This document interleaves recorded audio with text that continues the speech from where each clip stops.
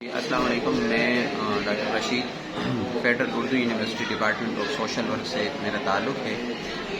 اور آج جو ٹاپک ڈسکس کرنا ہے وہ چائلڈ لیبر کے حوالے سے ہے کہ چائلڈ لیبر کسے کہتے ہیں اور ہمارے ملک پاکستان میں اس کا کیا سینیریو ہے۔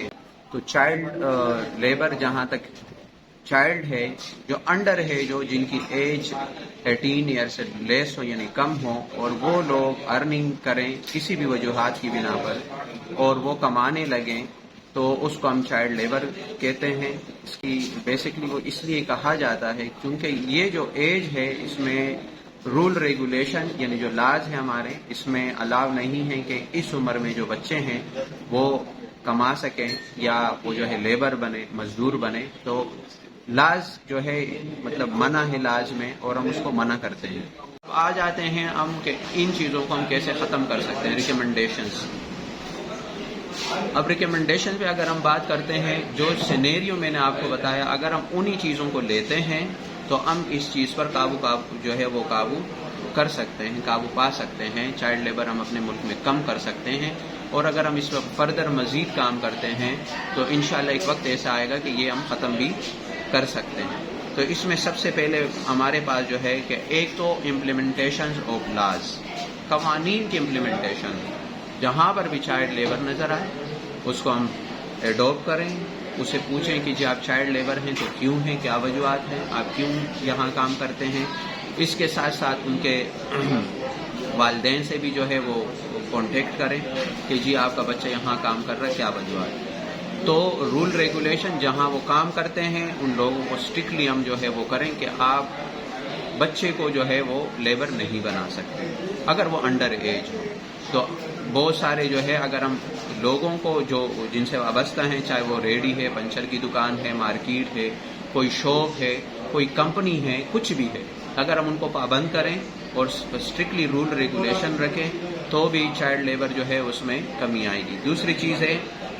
Work on poverty.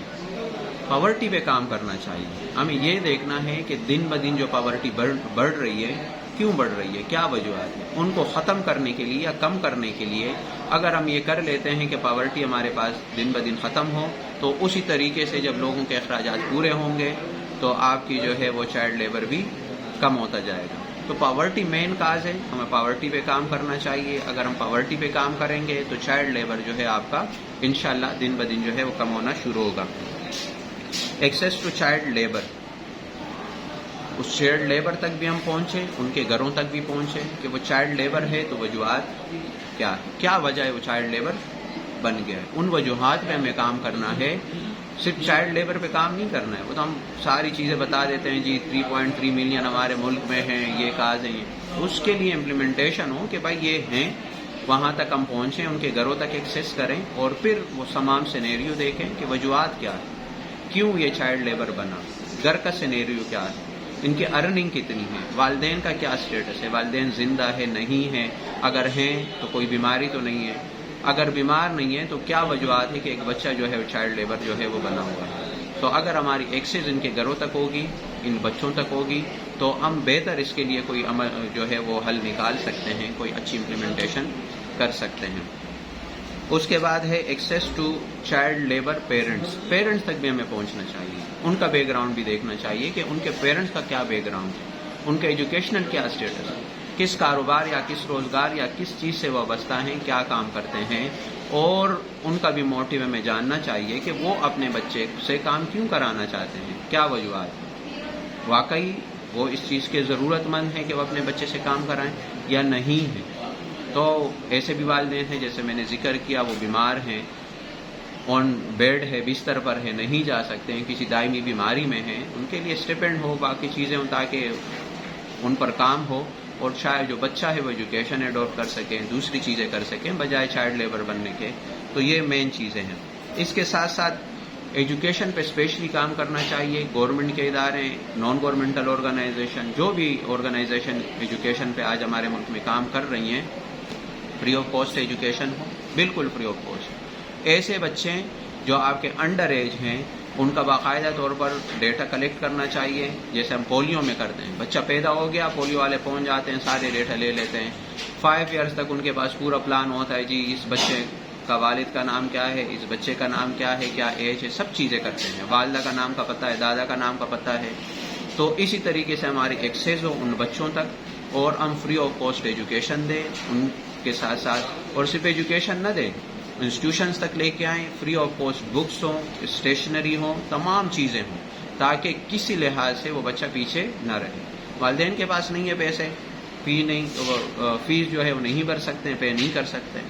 گورنمنٹ کو چاہیے کہ وہ فری آف کاسٹ ایجوکیشن دیں، اداروں کو چاہیے، نان گورنمنٹل آرگنائزیشن بہت ساری اس پہ جو ہے کام کر رہی ہیں، ان کو ہم آگے لے کے آ سکتے ہیں تاکہ اس کے لیے کام ہو. اس کے ساتھ ساتھ فری اسکلز، جو آج میں سمجھتا ہوں ہر شخص کی ضرورت ہے، چاہے وہ بچہ ہے، بوڑھا ہے، جوان ہے، جو بھی ہے، جو کام کرنے کے قابل ہے ان کو اسکلز دیں. اس میں مینی اسکلز ہیں. آج ہمارے پاس کمپیوٹر اسکلز ہیں، ابھی تو آن لائن جو ہے آپ کی بہت ساری جو ہے ارننگ ہو رہی ہے، یہ اسکلز ہیں. صحیح ہے، جو آن لائن مارکیٹنگ جسے کہا جاتا ہے. اس کے ساتھ ساتھ